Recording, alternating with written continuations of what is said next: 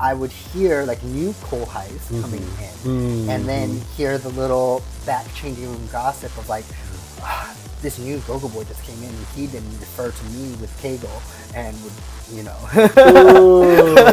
we're gonna bleep I'm an these names owl. out. We're gonna bleep these names out. Yes, we'll bleep them out. So Is that a thing that you desire to do or no? to have them multiply. Yeah, multiply. You want a baby Sai. Do I want a baby size? Cycle. We don't need any more baby size. We don't need any more of little me's running around. I know that having Japanese blood and having a Japanese, you know, everything else minus my language and maybe my fashion. Yes, definitely that. You know, gave me a step into the Japanese world. I feel like a little bit easier than as if I was like white, Latino, or black. You're not going to find my adult content plastered all over my Twitter or my Instagram. Yep. You're not that one black market video that we are speaking of. Black? Someone say black? Was a illegally leaked video. Very. And it wasn't even from. Very. And it wasn't even from my page. Right. Want you to never leave my side. That's why I'm giving more. Hiyo! Ayo. Welcome back to another couch interview at the Micho Radio Show here with yourself. Welcome back to another Micho Radio interview with myself, Don Cortez, aka the Mayor of Micho May. Make sure you hit the like, subscribe, and be ready to share this video because I've got some juicy questions for our guest today. I'd like to introduce to you one of the most interesting people in Micho May, and I'll get more into that. Let me introduce you to the fitness fanatic, the sensational GoGo boy. His hair is always on a 10, rock hard gel. Sai! Hello. Sai here. Sai, how you been? I've been doing well. How about yourself? I am hanging in there. All I do is see you in and out and about, stage to stage and stuff Always like that. working. Yeah, so if you'd like to introduce yourself to the audience. Well, my name is Sai. I am a full-time, as of right now, a full-time GoGo boy and model here in Tokyo, Japan. When I first moved here, I moved here for a mathematics job, but now I'm full-time GoGo and modeling. Tell me about that. The fact that you were not raised in Japan, but you've come to be in Japan, and now you find yourself in your position now. So, well, actually, one misconception I'd like to clear up is that I was born in Japan, and I did grow up in Japan. Okay. Until I was 16. However, I went to an international school and was adopted by an American family, so I was in an American environment, just happened to be in Japan. Okay. So I got a weird mix of American Japanese cultures growing up. And then at 16, I moved to the US. Growing up in an American household with an American culture, my personality, my way of thinking is very American. But I think having grown up in the country of Japan, at least I have a lot more exposure and wherewithal of Japanese cultural norms to be able to adapt a little bit easier than an American who's never been to Japan moving to Japan. Like the people who are hanging from the Jinja shrines. Yeah. Mathematics. Yes. So very on brand. Mathematics. Yes. What made you want to learn or teach mathematics? I have my both bachelor's and master's degree in mathematics. It's not, I liked it only because I was really good at it. And that's really it. Okay. I really liked other subjects more, like science and history and other things, but I was the best at mathematics, and because I was good at it, I liked it. I'm a very analytical, very logical person, and I like something to have answers. I come from a family of teachers, so I was like, let's decide to teach. There we go. So I taught mathematics, both high school, collegiate mathematics for 10, 11 years. Okay. And then recently I decided to make a career shift because of a lot of political changes going on in the education system. But I hopefully will be seeking other jobs elsewhere once things kind of settle down. But for right now, I'm kind of just enjoying my life.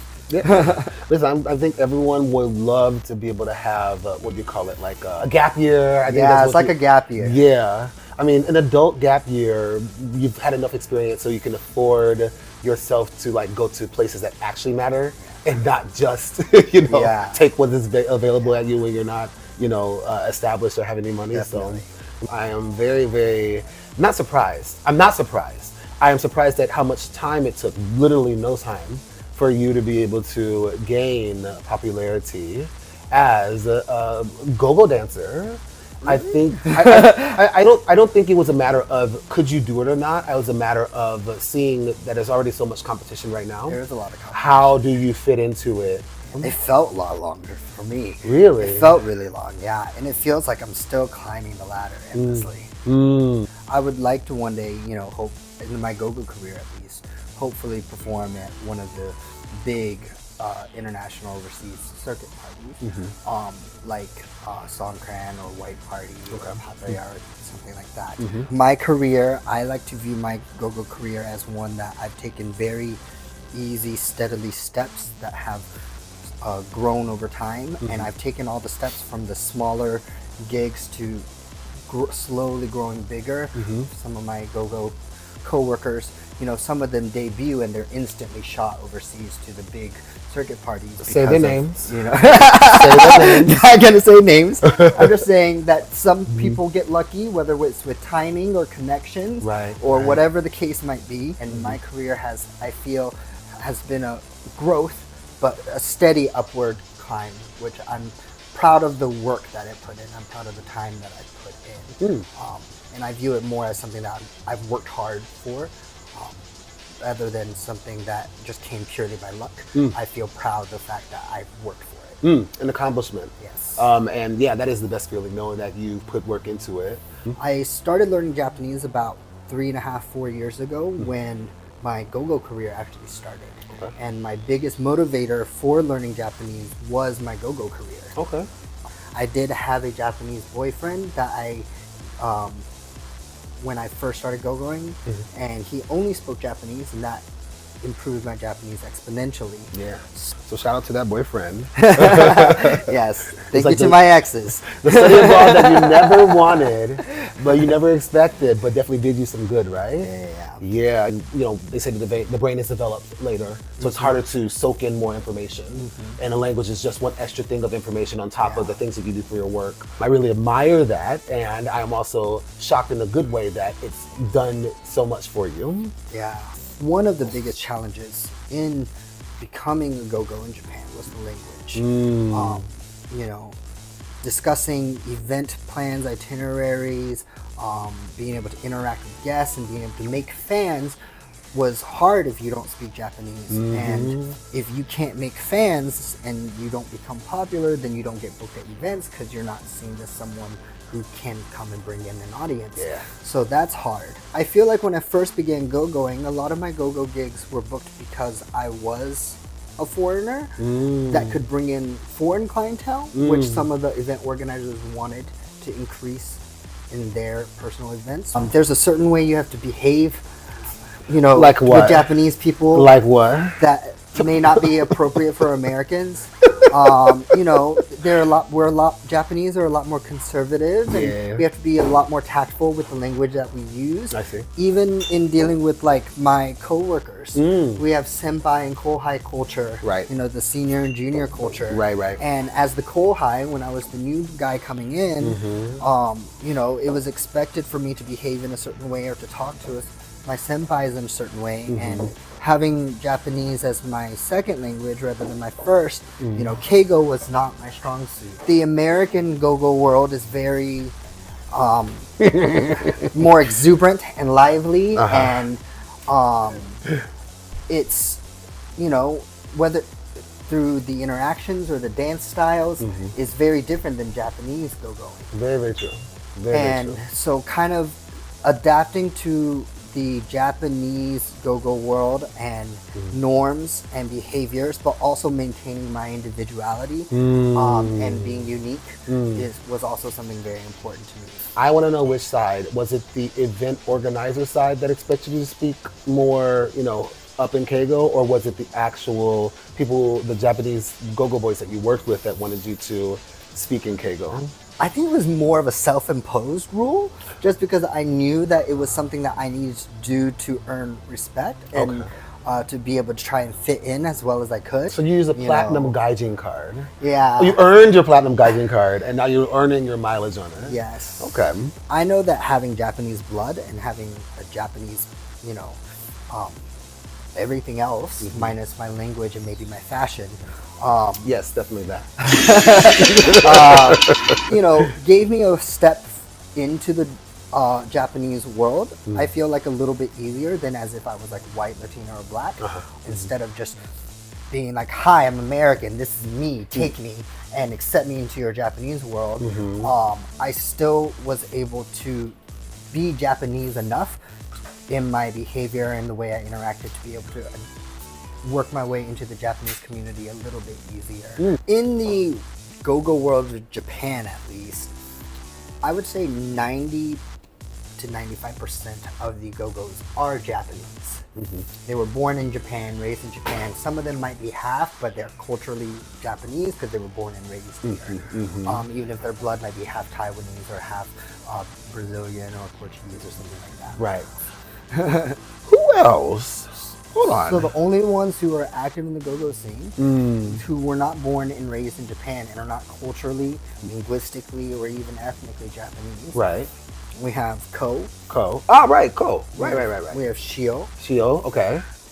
I mean, that's almost the only ones that I can think of off the top of my head. There's probably several more, but there's not many of us. And even though I'm ethnically Japanese, culturally I am not. Only by injection. All three, all three of us are, our mother tongue is not Japanese. Right, gotcha. That's also true. I feel like there are a lot of GoGo boys who learn survival phrases because they've been picked up for international events.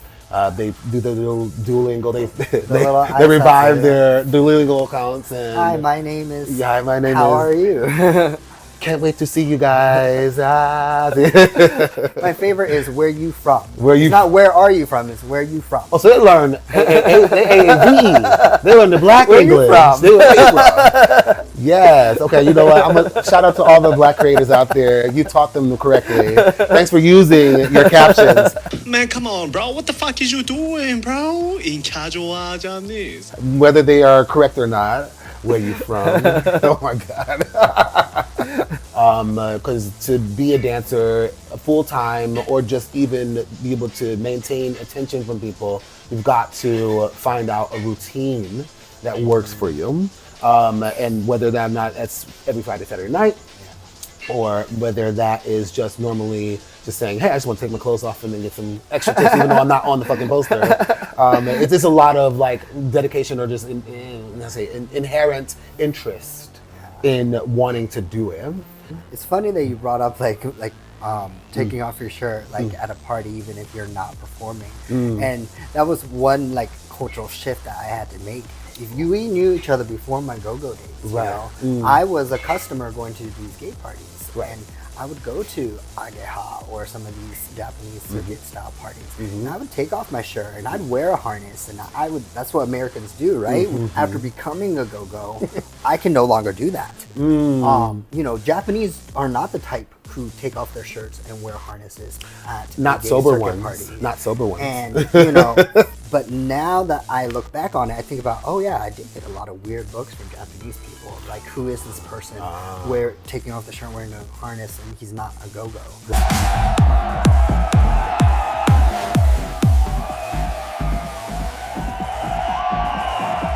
Right. It's confusing though because you are Asian. And if you didn't speak at all, someone would just be thinking that, wow, this Japanese person is very bold. Right, this straight man out of nowhere has come to this gay party to just take our gay dollars. And so, and now as a go-go, I don't take off my shirt, or at least in Japan, maybe overseas, but I'm trying my best to blend into the Japanese norms. Not to discourage anyone from taking off their shirts and wearing a harness, because, I encourage that. I think it's great. I think if I never became a go-go and if I was still just a customer, I think I would still maintain that cultural norm of just saying, yeah, it's whatever. I'm going to enjoy myself. But being a go-go now, I can't necessarily do that. I think Unless you I'm can being do whatever paid you for it. want. You can do whatever you want. You can do whatever you want. What you're saying is, well, I've drank the cheap wine already, so No. now It's I not like need it that. to have suds. It needs to be in a glass, and it needs to be room temperature. That's what it sounds like to me, and that's no problem because I will say that if you are always naked, you lose the appeal of. Well, that's actually you something know. my go-go senpais, told me is you are a go-go now and you have monetary value to you. And so you can't just be taking off your shirt anywhere, everywhere, all the time if you're not getting paid for it. Right. Who told you that? Who told you that? Just I want to know who was wise. No, I want to know who's the wise one. I wish I you could, you I have a wish I could perception. remember everything who told me everything that I've learned over the years. There's just been so many. I mean, consciousness just comes with you knowing if it's worth doing it here. Oh, this is a private party. Of course it's worth it because no one's looking at you from the value of that. They're just seeing you having fun versus you going to, I don't know, Agartha and just saying, oh, woo, 3 shots of tequila, wow. And they were like, oh, he's not dancing. I guess I can touch up on this for free. Yeah, it is that basically being able to discern if you can earn. How about that? Well, I'm about to jar that brain a little bit. I want to know 2 people who are go-go boys in Japan who have given you really good advice. In a general form of like who's helped me a lot, I would say is Yuhi. Yuhi, okay. Yuhi, he's one of the other few Japanese go-go boys who can speak English. Yes. So we connected very quickly at first because I wasn't very good at Japanese when I first started, but he was one of the few that could speak English. So we connected really easily. And so, he offered a lot of support, even telling me about how this organizer might perceive something or how this event might be like this type of vibe, and so be cautious of this.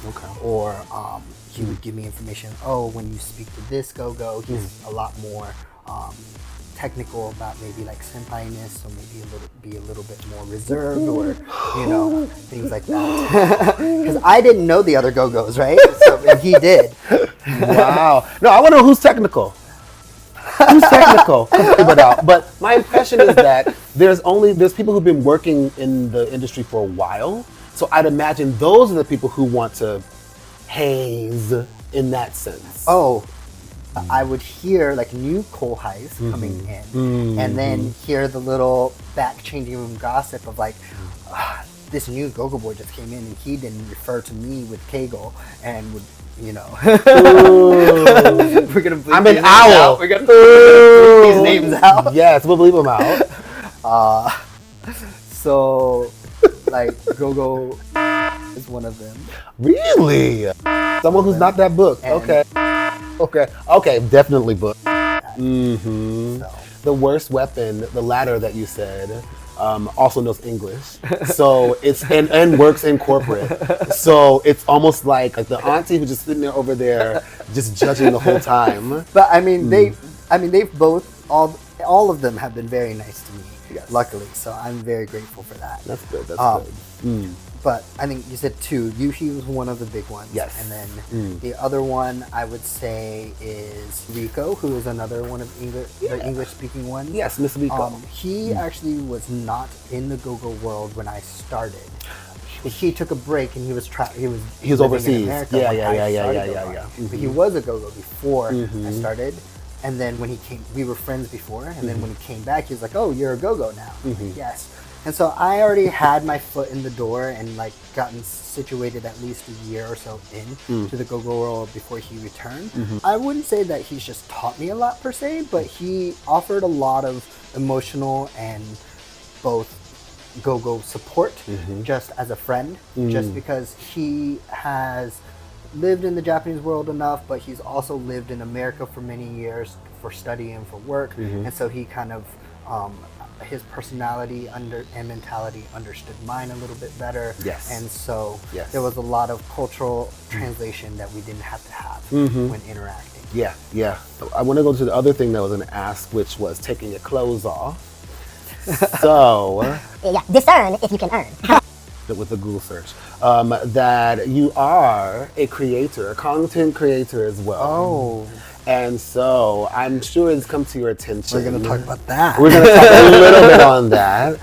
You ain't got to lie. friend. You ain't got to lie. So, when you talk about being able to take your brand to a different platform, a different thing, how has that changed your reception with people? So that's actually a very interesting topic. So for the viewers who may not know about the content creation OnlyFans, MyFans world in Japan versus like the West or even some other Asian countries. Yeah. You know, as you know, American go-go's, American porn stars, a lot of times they're one and the same. Yep. Content creation and go-going, they usually go hand in hand. Even in some of the other Asian countries like Taiwan or Thailand or Vietnam, their go-go's also content create or do pornography and do adult content and go-go. And they're very successful at both. Yes. Japan is one of the few countries that has this invisible line that separates, you know, people who make adult content and people who go-go. The go-go world is very much like the idol culture, like the idol singers, and they put them on this pedestal, and they are viewed in a different light than adult content creators. I see. Who are like porn stars. So porn stars and go-go boys are viewed very differently. And there are fans out there that don't want those two worlds to mix. They don't want this person that they view as their idol, who's someone they fantasize about being their boyfriend or that they're just in love with or enamored with. They don't want to see them naked or making sexual content for other people to see out there, because that's their idol, and they don't want to share that idol with the world to have to see that content. And so there is that distinction and separation in the Japanese world.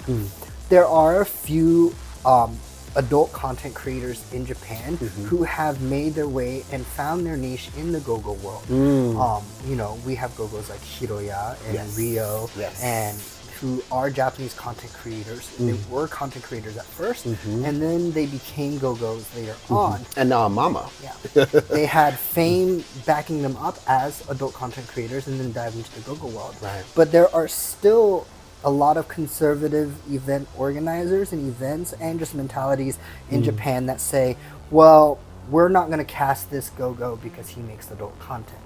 We don't want that type of go-go at an event. Okay, you know what? I'm going to point one thing out.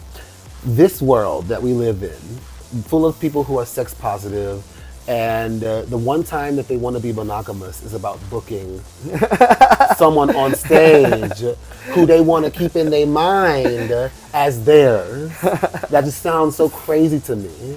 But so when I began my OnlyFans page, I tried my best to follow the Japanese go-go protocol of giving seductive teasers. Many of my go-go coworkers who also have OnlyFans content pages, you know, whether it's bodybuilding photos or artistic erotic nudes that may not show frontal nudes but show other things.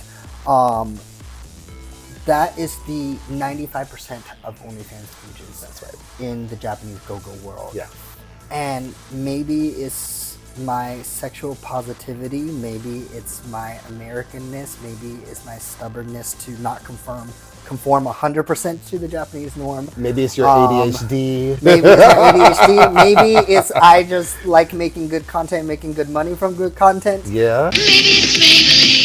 Despite the rumors, despite the few negative feedback, I've had other event organizers who have come and talked to me about it. You know, and when they approached me, I thought they were gonna chastise me. Right. You need to not do this. But actually, the ones who came and talked to me, you know, came and said, "Hey, I'm really proud that you're doing this. I'm really happy that you are expressing yourself and that you are able to become so successful in your work, and I'm really I'm glad that you are breaking the mold." To hear that from some of the event organizers and producers, and that I, you know, hold at a very high esteem, and who I really value their respect and opinions, meant a lot.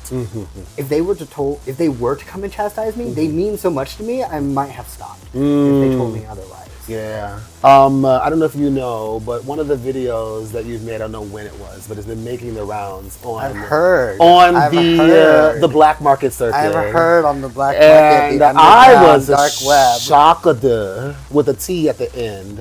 I was shocked at how good the quality was.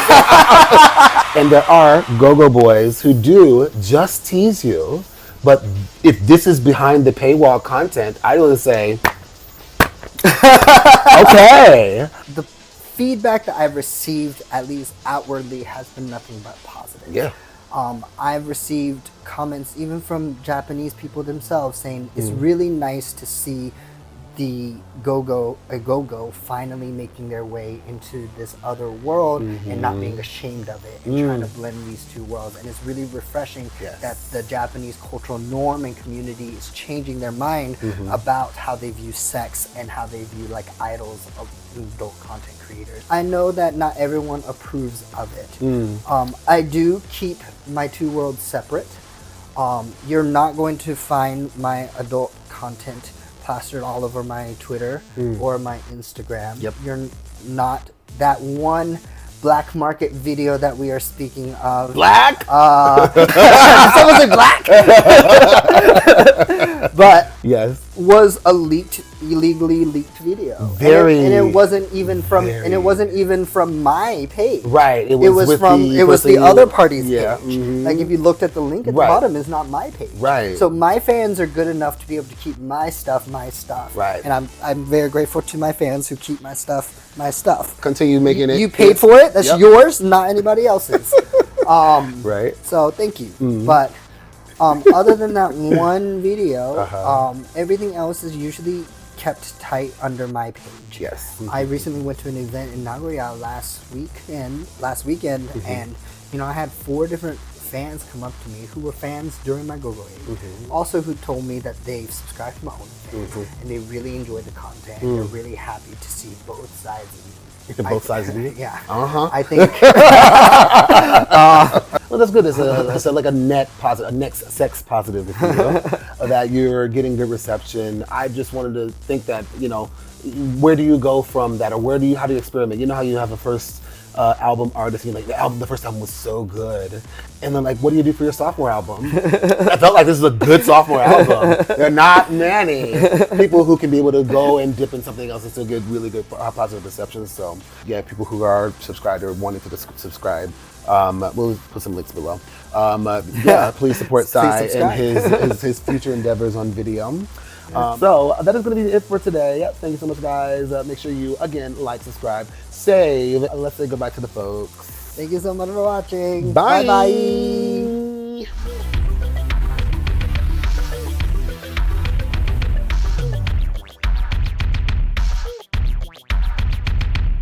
I want to ask you one little quick question since you love math so much. All right, fire away. Out of the PEMDAS, Okay. your favorite operation is?